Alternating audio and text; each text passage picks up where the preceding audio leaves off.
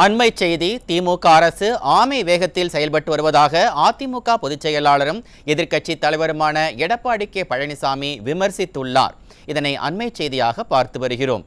இது தொடர்பாக அவர் வெளியிட்டுள்ள எக்ஸ் தளப்பதிவில், மலைப்பிரதேசமான நீலகிரி மாவட்டத்தில் ஒரு அரசு மருத்துவக் கல்லூரி அமைக்க வேண்டும் என்ற லட்சிய எண்ணத்தை 11 மருத்துவக் கல்லூரிகளில் ஒன்றாக மத்திய அரசின் ஒப்புதலை பெற்று அதற்கு 447.32 கோடி ரூபாய் நிதி ஒதுக்கி செயல் வடிவம் கொடுத்தது தமது தலைமையிலான அதிமுக அரசு என பெருமையுடன் குறிப்பிட்டுள்ளார்.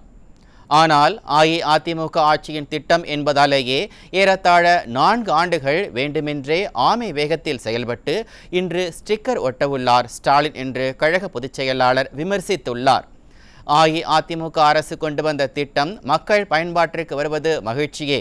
இருப்பினும் திமுகவின் அரசியலுக்காக நீலகிரி மக்களை இத்தனை ஆண்டுகள் அலைக்கழித்திருக்க வேண்டாம் என கழக பொதுச் செயலாளர் தமது பதிவில் மேற்கோள் காட்டியுள்ளார்.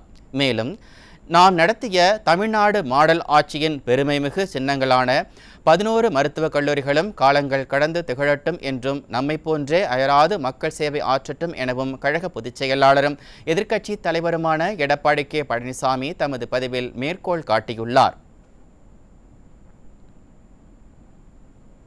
அண்மை செய்தியை பார்த்து வருகிறோம். திமுக அரசு ஆமை வேகத்தில் செயல்பட்டு வருவதாக அஇஅதிமுக பொதுச் செயலாளரும் எதிர்க்கட்சி தலைவருமான எடப்பாடி கே பழனிசாமி விமர்சித்துள்ளார்.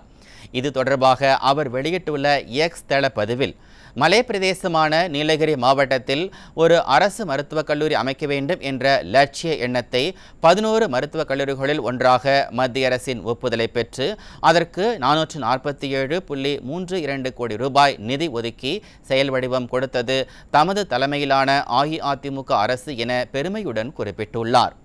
ஆனால் அஇஅதிமுக ஆட்சியின் திட்டம் என்பதாலேயே ஏறத்தாழ 4 ஆண்டுகள் வேண்டுமென்றே ஆமை வேகத்தில் செயல்பட்டு இன்று ஸ்டிக்கர் ஒட்டவுள்ளார் ஸ்டாலின் என கழக பொதுச் செயலாளர் விமர்சித்துள்ளார். அஇஅதிமுக அரசு கொண்டு வந்த திட்டம் மக்கள் பயன்பாட்டிற்கு வருவது மகிழ்ச்சியே. இருப்பினும் திமுகவின் அரசியலுக்காக நீலகிரி மக்களை இத்தனை ஆண்டுகள் அலைக்கழித்திருக்க வேண்டாம் என கழக பொதுச் செயலாளர் தமது பதிவில் மேற்கோள் காட்டியுள்ளார். மேலும், நாம் நடத்திய தமிழ்நாடு மாடல் ஆட்சியின் பெருமைமிகு சின்னங்களாக 11 மருத்துவக் கல்லூரிகளும் காலங்கள் கடந்து திகழட்டும் எனவும் நம்மை போன்றே அயராது மக்கள் சேவை ஆற்றட்டும் எனவும் கழக பொதுச் செயலாளரும் எதிர்க்கட்சி தலைவருமான எடப்பாடி கே பழனிசாமி தமது பதிவில் மேற்கோள் காட்டியுள்ளார். இதனை அண்மை செய்தியாக பார்த்து வருகிறோம்.